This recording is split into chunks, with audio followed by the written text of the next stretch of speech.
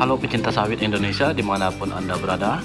Kali ini kita akan mengetahui kenapa sawit berdaun kuning dan daunnya sepertinya terbakar.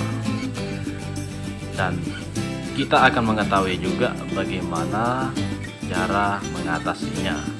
Jadi di dalam video ini akan disampaikan 5 penyebab kelapa sawit mengalami daun kuning dan terbakar.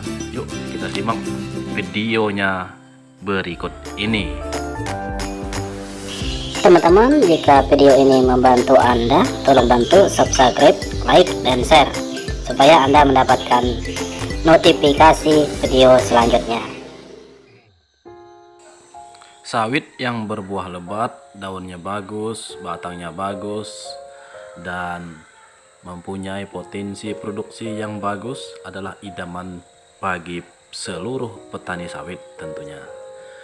Namun di dalam perjalanan berkebun kita mengalami kendala.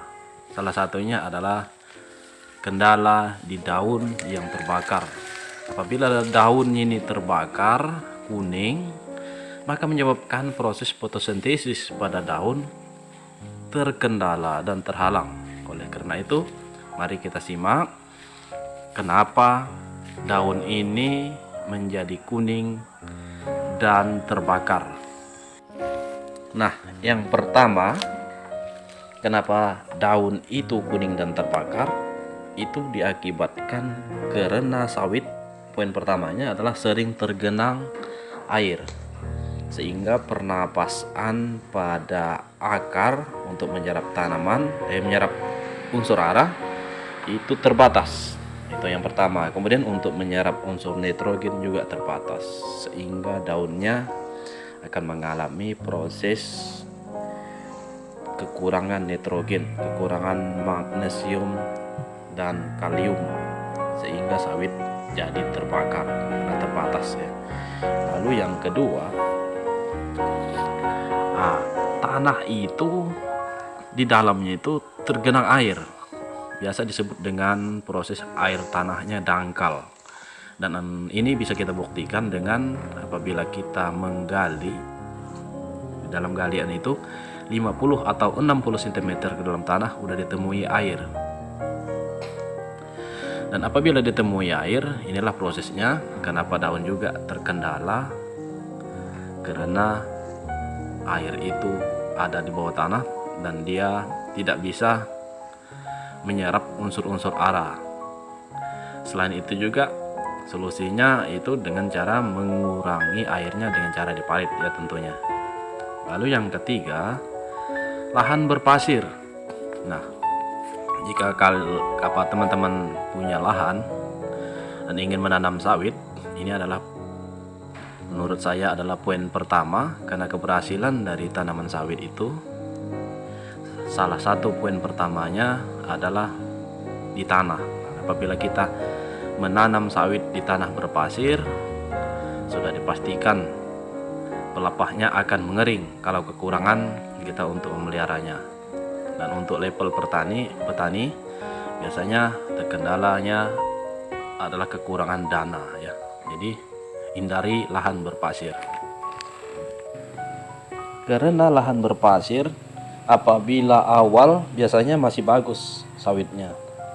Apabila memasuki usia 5 sampai 8 tahun, maka pelepah mulai mengering dan tentunya berkendala bagi kita. Emang sih ada solusinya, yaitu menambah bahan-bahan organik yang ada, misalnya penambahan jangkos, tangkos, dan pupuk yang banyak mengandung magnesium, yaitu dolomit dan kieserit. Namun tentunya akan menambah biaya beban yang cukup banyak. Lalu yang keempat, lahan gambut, di mana pH tanah sangat rendah, maka menyebabkan terjadinya penguningan ini atau biasa disebut dengan terbakar. Itu salah satunya lahan gambut. Maka solusinya lagi-lagi kita harus menambah pengapuran, yaitu dolomit, dengan cara menaikkan pH tanah menjadi normal kembali. Dan kelima, ini biasanya sering terjadi yaitu terjadinya defisiensi magnesium parah. Nah, solusinya adalah memberikan sawit tersebut pupuk yang mengandung magnesium. Nah, untuk yang permasalahannya tidak begitu parah, artinya defisiensinya tidak begitu parah, bisa pakai dolomit. Namun apabila nampak parah, kuning, meranggas seperti dalam video ini, udah mengering, maka supaya cepat memulihnya yaitu diberikan kiserit. Karena kiserit itu lebih cepat penyerapannya dibanding dengan dolomit.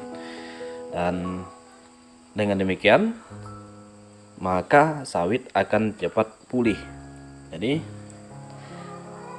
pemberian unsur magnesium itu sangat diperlukan di dalam memperbaiki potensi kekeringan, kekuning pada daun sawit. Lalu apa bedanya kekurangan magnesium dengan kekurangan nitrogen pada daun? Kadangkala petani jadi terkendala membedakannya. Apabila daun terbakar, meranggas seperti pada video ini udah jelas adalah kekurangan unsur magnesium. Terjadinya kekurangan magnesium, jadi kita cepat berikan magnesium. Namun akan berbeda lagi apabila daunnya tidak kering, dia terlihat pucat. Itu adalah salah satu kendala kekurangan unsur nitrogen.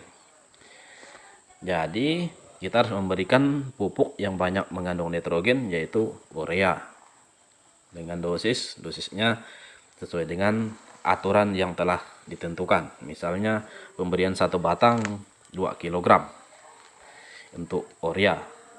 Jadi kita harus mengetahui dalam pemberian pupuk itu, yang penting itu adalah mengetahui kendalanya apa dan lebih tepat memberikan pupuknya apa.